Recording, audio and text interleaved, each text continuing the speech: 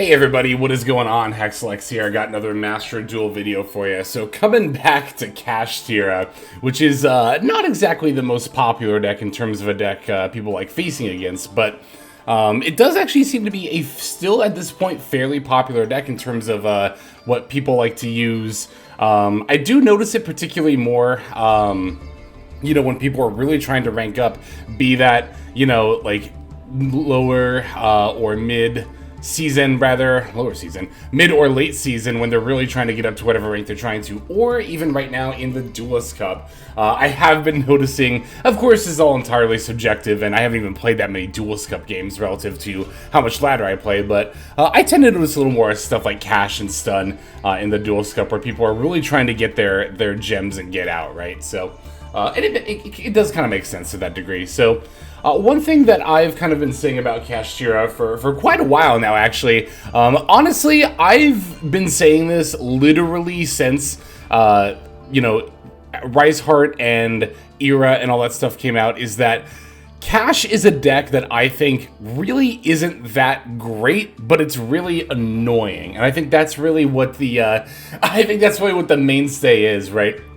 Actually very similar to Stun, where these are decks that don't, in my opinion, have a lot of consistency. They don't have a lot of solid game plan most games, but the fact that they can play a lot of more anti-meta strategies is what keeps them afloat. And here, the ability to banish, with not only Shifter, of course, but also the namesake of the deck, Rise Heart, is definitely quite an anti-meta strategy. That said, I did decide to go without the Macrocosmos, the D-Fissures, the quote-unquote floodgates, but not even necessarily because I thought like, oh, I'll play the most noble version of Kashtira. I really just thought everything else that we're playing here is more optimal, including like the 3 Ogre, in order to make sure that we're seeing our Kashtira monsters as often as possible. I actually do really like 3 Birth now that the card is back at 3. I initially thought this was going to be overkill. Even in pure cash, I thought 2 would be fine.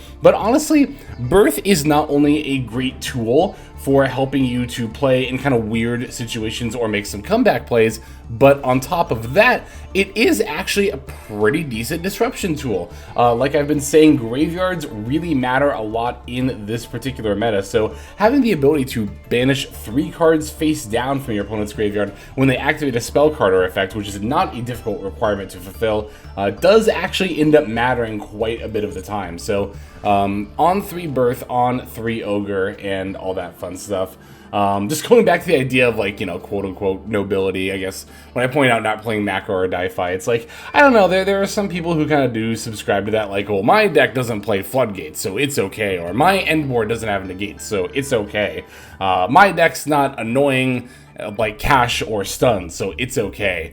And I really think when it comes to competitive Yu-Gi-Oh!, like, you gotta leave any kind of sense of morality at the door, I guess. Because one, I know that sounds really bad, but one, it's a fucking card game. Like, there's not really any morals to it. Any serious morals. Like, I don't know, I just see so many people saying, like, if you play Stun, you're a genuine, horrible human being. And it's like, it's a fucking card game. Can we chill, please? Like, I don't enjoy playing against Stun. I don't enjoy playing against Cash with most decks, but, like, I don't think I need to explain why questioning the human morality of somebody for the cards that they choose to play in this game is a little bit of a stretch, to say the least. But, yeah, I don't know. I mostly just like coming back to Cash just to kind of evaluate where it is in the current meta and how I feel about it. I don't know. Do I think it's a fun deck to play? I actually don't hate playing Cash the same way I'm not a fan of playing decks like Flouanderies and Stun, because I do think there is at least a somewhat interesting gameplay loop going on in terms of being able to find plays.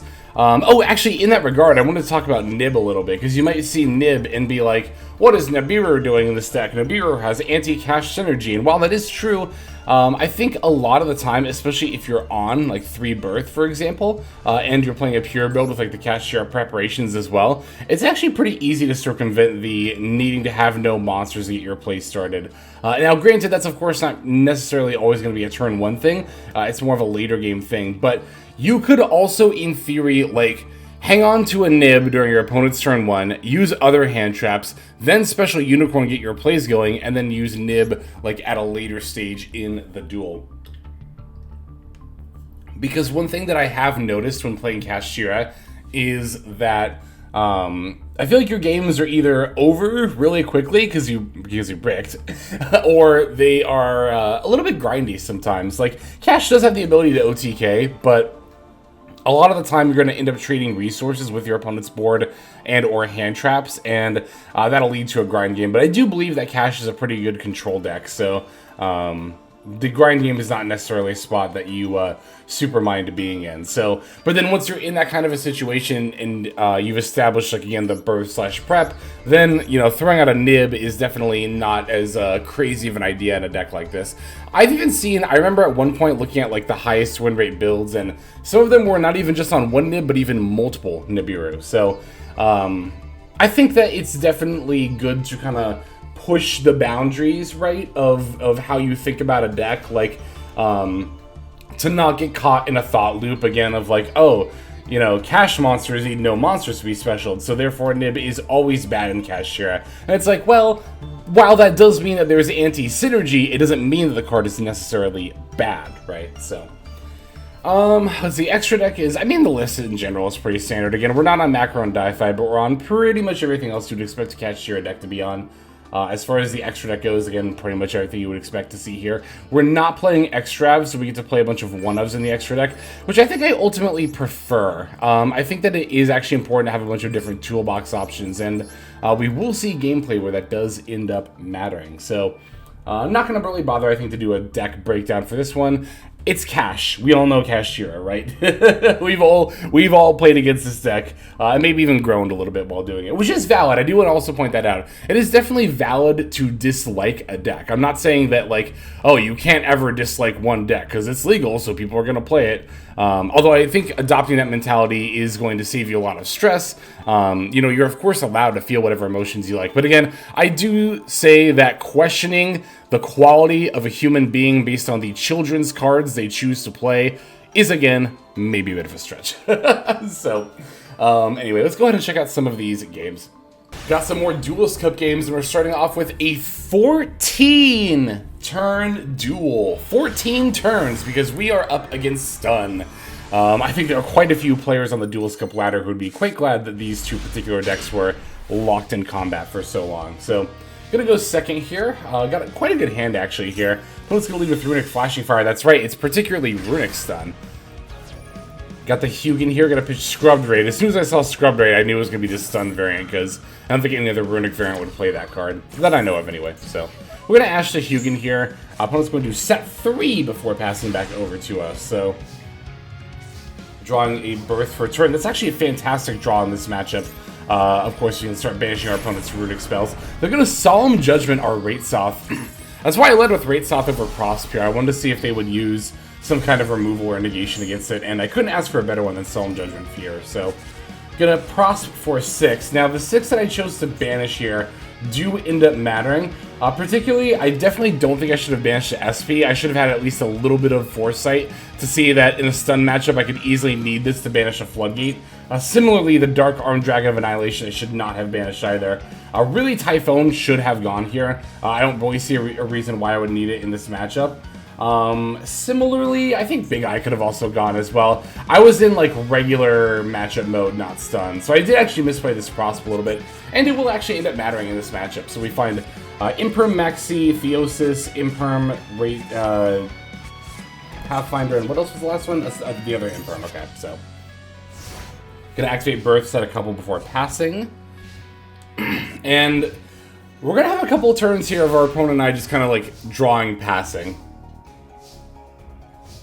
as we are attempting to find some plays on our end. And I mean, that's the thing about stun, right? Especially a deck like Runic Stun. The opponent can't really do anything proactive here. They're going to really rely on, you know, the Runic spells to mill me out. But we have the, like, Rise, not a Rise Heart, but regular Rise Heart, as well as stuff like Ogre. So there's a non-zero chance that we could, in theory, mill them out, too. So finally getting something we can normal summon here, or at least put on the field, rather. I'm going to normal summon the Pathfinder battle into the Hugin. Might seem risky, because you're like, what if I top a cash monster? But we do have both Birth and Prep, so again, we're in this game state where, like, needing to have 0 monsters on the field is not really much of a requirement at all. And it's not, again, it's not uncommon to get into this situation, so I mostly activated Kashtira preparations here to special the Ogre in case I needed my normal summon, which I'm very glad I did because they're going to flip up Synchro Zone. And now I can normal summon this Ash Blossom that's in my hand, and the limitation of only being able to battle Synchros does not matter because we are on the Baron de Fleur.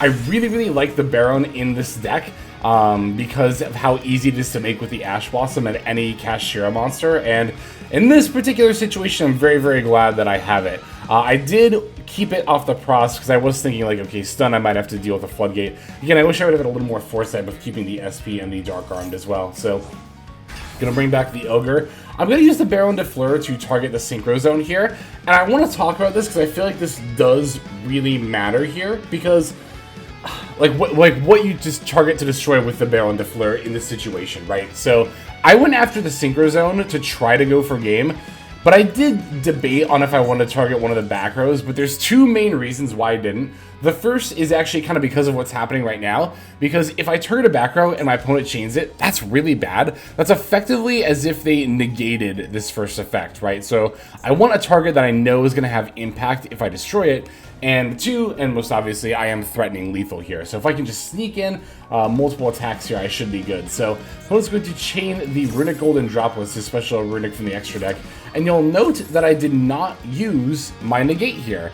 Now, granted, I did know what was coming, and that is going to be the Hugin here to save the Synchro Zone.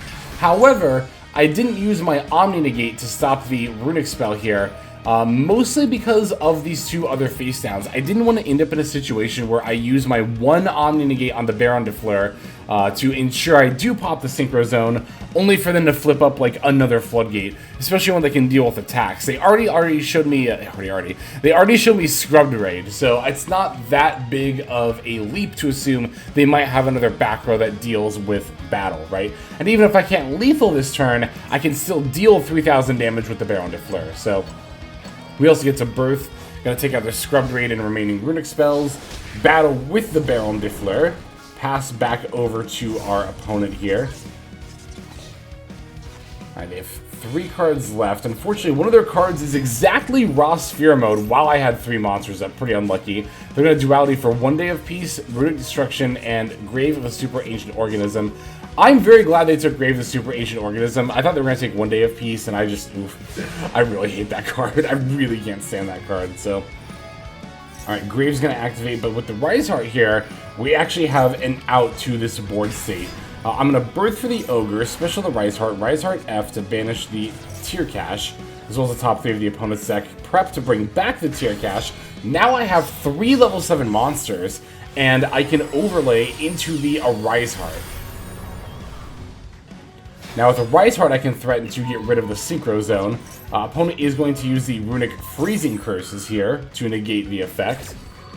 So, not outing it this turn, but the Rise Heart does, of course, continue to threaten to gain more materials over time. Not this turn, of course, because of the negation, but I will still use Birth now to get this Runic spell out of my opponent's graveyard. Just making sure they have 0 at all times in case they rip Fountain. Or just go into Hugin, you know. Oh, another very, very important thing to do here is Tribute Set the D-Shifter to get rid of the Raw Sphere Mode, because Raw Sphere Mode is not just a Kaiju, right? During the end phase, it'll go back to my opponent, and I will not be able to target this card by attacks or card effects, which will make it even more difficult for me to out my opponent's board. So, extremely crucial that we tribute over the Sphere Mode for the Shifter here. Very, very crucial, so. We got another back row. By the way, the Grave of Super Ancient Organism might look annoying here, because it will negate my Kashtira monster's effects, but it actually kind of doesn't really matter here, because I'm already setting myself up to be in a situation where, even if I'm not able to put 3 mats on this Arise Heart this turn, I can simply make another Arise Heart, right? But I can also just get 3 mats on the current Arise Heart anyway, 1 by banishing with Rise Heart, and then we've also banished from the opponent's deck. We also have the ability to banish with the Scareclaw Cache, as well as our face down Call by the Grave as well. But our opponent's just going to concede here as they realize the inevitability of our game state. So there you go. You know, I think a lot of people kind of chalk Kashtira up to be this deck that always does the same thing on turn 1, which is just to make Era or Rise Heart and throw out a shifter. But I feel like a lot of decks kind of get that kind of flack, when the reality is that there are a lot of decks, Kashtira included, that will end up in game states with, you know, some amount of frequency where they have to play a, you know, much more nuanced game, and keeping track of resources and comboing in specific ways matters a lot more. So that's why I kind of don't like, I don't know.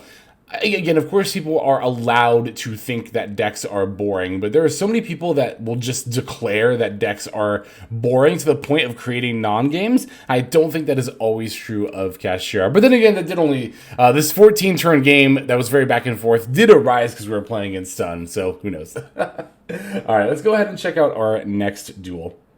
I actually don't remember these other two games. Wait, do I really not? Because that's bad, because I literally just played these games like an hour ago. The 14 turn I obviously remember was Stun. I'm sure once like the first card is played, I'll remember. Oh wait, I think I actually do remember. Is this... No, I think that's a different game. I played against like a Scareclaw. No, okay, this is Voiceless, okay. Going second against Voiceless at opening. A very good hand, actually. We have a couple of the most powerful hand traps in the game, as well as Pathfinder and Rise Heart and Crossout. Yeah, this is a fantastic hand. So after ashing their barrier, they're going to summon the Diviner, set 1, and then pass. Definitely wanted to lead with the Ash Blossom here. It's a question I actually get semi-regularly, is if you open, like, Maxi and their hand trap, like, which one do you play? Which we actually do cover in the hand trap guide as well. But basically the idea is that if you already have plays in your hand, then you should probably prioritize stopping their plays with your other hand trap. If you need to draw plays of your own, I would prioritize Maxi. Again, here we have the Pathfinder, so prioritizing the Ash Blossom. We also top deck the Fenrir here, which is nice. They're going to play their Continuous Trap, which does literally nothing. I imagine they just did that to not get asked about it constantly, which is fair. So, got a Pathfinder for the Wraith South here. Now, because I already have the Fenrir in play, I'm going to go for Scare Cache and Tear Cache off my searches here, rather than something like Unicorn. As I go to summon the Rise Heart, looks like they're going to summon their Tyrius, or whatever it's called, as well as Maxi. I'll, of course, cross out the Maxi here. Yeah, this might be a situation where we can OTK, but we'll have to see how things kind of pan out. Probably not actually through this monster here. So here I'm going to Fenrir, and I'm actually going to target the Continuous Spell card, because I was kind of thinking at this point that while I was confident in my ability to get a foothold in this game, I didn't think I was going to necessarily win this turn, so wanting to take out the barrier to stop their follow-up, but I failed to remember the Diviner F, which is going to, you know, simply... summon the low, which will let them place in their copy from the deck. So, but they conceded when I activated the Rise Heart effect, which might look a little strange, but I suspect they knew exactly what I was going to do, which is simply go for a Zeus here. I was going to, of course, Rise Heart to make it level 7, overlay into... You know what, actually, we could have maybe even made a format Zeus in this situation, because normally you would go into Titanic Moth to swing in directly, but they had a big monster that was in defense mode, meaning I could make any other rank 7 and just battle into it, and I'm trying to think if I could get one with 3 mats. Well, I could just make it a Rise Heart as well, so I could either end on a 3-mat Rise Heart or 4-mat Zeus. I could also even end on, I could go into Zeus, right, detach the 2 cash monsters to board wipe, and then banish both of them for my 2 Scare and Tear cash monsters in hand, and then go for an Era as well. That was another way to play that hand as well. So there were a lot of ways to do that. Again, lots of options in a situation like this. We have one more game we're going to look at. Let's finish off with that. Alright, going into our last duel here. I think this is a mirror match. I think I do actually remember this. Again, I'm definitely seeing more Cash and Stun in early Duelist Cup ladder than I am on Master Rank ladder here. So, going first, we actually got a pretty good opening hand again, but our opponent is actually going to preempt the Maxi, which is a little annoying because this is the one, like, not about literal one, but this is the one matchup where it's actually, like, really good to do that, and I think the most frustrating thing about it is that there's no way my opponent could have known I was on Cash, and against just about every other meta-relevant matchup, that is not correct, but I'm going to summon the Unicorn anyway, even though it gives them a draw. because I can add the birth here, and basically I'm kind of trading, giving them 1 draw for 2 minor interactions that could very easily end up mattering. Not only the extra deck rip from the unicorn, but also the birth banish effect, right? Plus, I do have Imperm, Shifter, Nib, so I'm not the most upset here. I do still have a lot of plays, a lot of options. But I was going to immediately move to battle and activate evenly. I'm actually going to keep the birth here. That might look a little weird, but the reason I kept birth in particular was because I was actually holding the Nibiru. As I was alluding to during the deck profile section, Nib is not always dead, and this is one of those situations. If they had comboed during main phase 2, which they didn't, they just set 1 card and passed, but if they had comboed out, I could have nibbed them, right? And then during my turn, used Rise Heart to banish a monster from deck and then summon it off of birth, which I'll still do that part here. So I'm just going to banish the other unicorn as well as their top 3. Birth effect, going to bring back the unicorn. Go to activate the unicorn effect, they're going to Gamma here, which is kind of scary. But it's pretty clear to me that they're on kind of all hand traps and not plays right now. So at this point, it's kind of a matter of just playing through their stuff. I do lose my opportunity to Shifter here, but thankfully for me, it ends up being the mirror match, so that doesn't end up mattering here. So they're going to Rise Heart, banish Ogre, and then concede, which I thought was very, very strange that they conceded right there. I guess maybe they figured, well, oh, you know what, it actually isn't that strange, because if they don't have any other plays, that makes perfect sense, because, like, yeah, they could crash our Rise Hearts, but they already know I have access to the Unicorn, right, via Birth, so during my next turn, I can just Birth back the Unicorn and Theosis for Fenrir, and that's not even taking into account the other Rise Heart that's already in my hand, so yeah, that was just a situation where opponent bricked really hard, and thankfully we didn't. And also, now that I really think about it, it makes slightly more sense, like very, very, very slightly more sense that our opponent draw phase max C, because I feel like somebody who's on cash would be more likely to think about the opponent being on cash as well. So that's my kind of, I guess, conspiracy theory of why they use that there at an otherwise kind of weird time. But anyway. Yeah, there are those games, so I hope you all enjoyed them. Thank you so much for watching all the way to the end of this vid. Super duper appreciate that, as always as ever. But anyway, let's go ahead and just move now to our outro. Hey everybody, Hexlex here. Just want to give you a huge thanks for watching all the way to the very end of the video. Believe it or not, that is actually one of the best ways that you can support the channel, is by watching the videos in their entirety. But there are many ways in which you can support the channel if you are so interested. The names that you're seeing on screen here, I gotta give an extra special thanks to, because these are people who have chosen to either become a member on YouTube, which if you're interested you can do as well via the join button next to the subscribe button down there, or have signed up over on Patreon and become members there. Link to that is going to be in the description below. Without the support that is being offered by, again, all the people that you're seeing on screen right here, I would not be able to take the time to dedicate to uploading daily YouTube videos. So thank you so very much. But there are also other ways you can support as well. Again, link to the description below. If you like my deck tracker that you'll see in a lot of my videos, the Untapped Companion, you can download that for free, and if you use my affiliate link down there, then that also goes a long way towards supporting the channel. That's, again, free. So is subscribing here on YouTube. That's also free and a huge way to support. You can also check out Twitch, once again linked in the description below. Following and subscribing over there will not only support as well, but also give you notifications of when I go live if you want to catch some of the live streams. But really, no matter how you choose to support, it all adds up, and it all definitely means the world. So thank you, each and every one of you.